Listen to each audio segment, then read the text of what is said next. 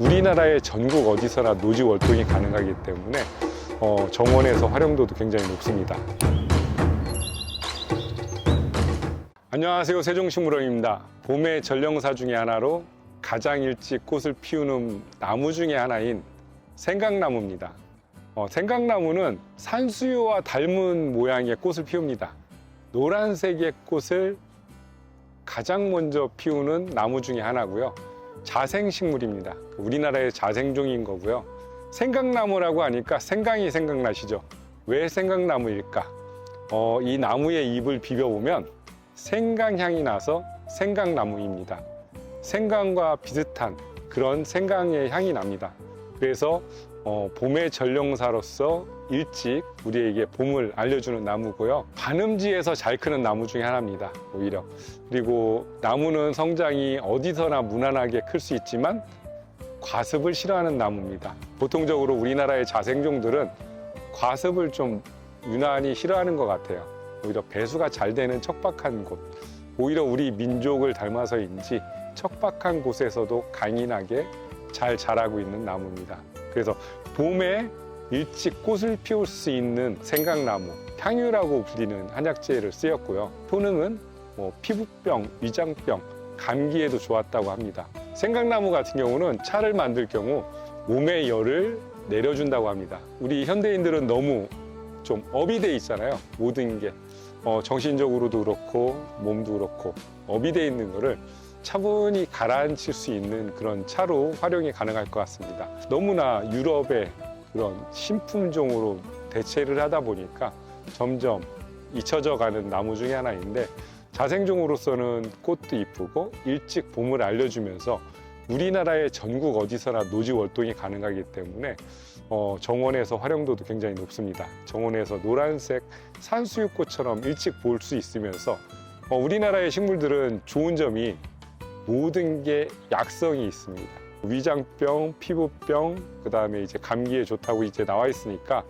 한번 차로 드셔보시는 것도 괜찮고요. 시간이 지날수록 더 풍성해지고 아름다워집니다. 보통적으로 이제 재배가 쉽지가 않은 나무들이거든요. 귀한 나무들이에요. 종자 채취가 사실 쉽지도 않고 어디서 흔하게 팔지도 않는 나무인데, 그렇기 때문에 가정에서 심었을 때는 좀 더 귀한 대접을 받을 수 있는 나무고요. 저희도 무한정으로 식물을 생산할 수 없는 나무 중에 하나입니다. 그래서 시중에 많이 알려지지 않는 귀한 아이들, 생강나무입니다. 생강나무의 꽃말은 사랑의 고백, 매호, 수주금이라고 합니다. 결혼식장에서 신랑 신부를 축복하기 위해서 쓰였다고도 하고요. 김유정의 소설에 나오는 동백꽃이 생강나무일 거라는 이야기가 있습니다. 강원도에서는 생강나무를 동백나무라고 불렸는데, 김유정 소설에 나오는 동백꽃에 보면 노란색 꽃의 알싸한 향이라는 그런 내용이 있는데, 이 생강나무가 노란색의 알싸한 향이 나기 때문에 강원도에서 동백꽃으로 불린 이 생강나무가 그 소설의 주인공이지 않았나 하는 이야기가 있는데요. 그만큼 생강나무는 친숙하면서도 전국에서 노지 월동 가능한 그런 강인한 나무입니다. 생강나무는 신비로운 특성을 지닌 신기한 나무라고 그래서요. 효과 자체가 심신을 안정시켜주는 작용을 한다고 합니다. 그래서 생강나무를 많이 키우는, 많이 있는 동네에서는 마을 사람들의 심신이 안정이 돼서 다툼이 없었다고 합니다. 그래서 어떻게 보면 치유농업에서, 우리 정원에서 생강나무를 심어서 우리가 요즘 많은 화가 있잖아요. 이 화를 가라앉히면서 심신의 안정을 시킬 수 있는 좋은 나무인 것 같아요. 그 알싸한 향기가 오히려 심신의 안정을 가져다 주면서 마음을 차분히 가라앉혀주는 그런 좋은 나무인 것 같습니다.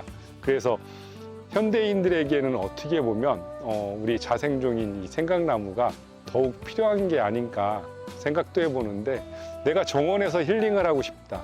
사실 이건 내 마음을 가라앉히면서 안정을 취하고 싶은 거거든요.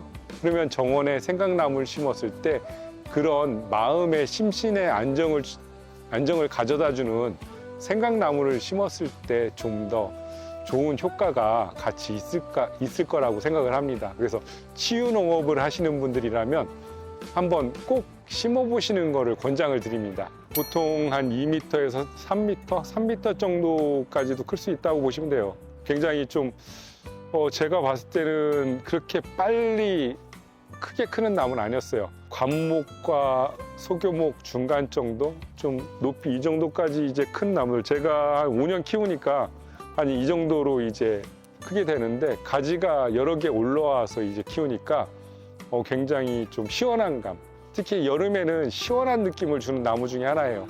잎이 좀 넓으면서 둥그런 원형으로 잎이 나는데 청색의 가지를 좀 띄었던 것 같으면서 시원한 느낌을 줬던 게 특징입니다.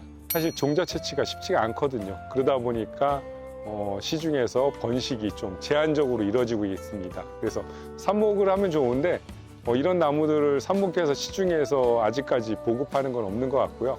우리나라에서만 유달리 좀 더 사람들이 이제 알아주는 그런 나무인 것 같고, 그래서 우리가 사랑하지 않으면, 우리가 정원에서 활용하지 않으면 점점점 잊혀져 가는 나무 중에 하나라고 보시면 됩니다. 척박한 자리, 배수가 잘 되는 그런 토양, 그런 곳에서 잘 자라고요. 나무 그늘 아래 경사진 곳, 이런 곳에서도 잘 자랍니다. 정원에서는 큰 나무 옆에 햇빛이 적은 반그늘, 이런 곳을 활용하셨을 때가 좋아요. 그래서 반그늘에서 이제 클 수 있는 나무가 굉장히 많지가 않아요. 적은 나무들인데 그 중에 하나라고 보시면 되는데, 생강나무의 특유의 향이 많이 알려져 있는데 정원에 심어 놓으시고 차로 활용할 수도 있고 또 병충해에도 강하기 때문에 그런 점에서는 정원에서 활용도는 굉장히 높은 것 같아요.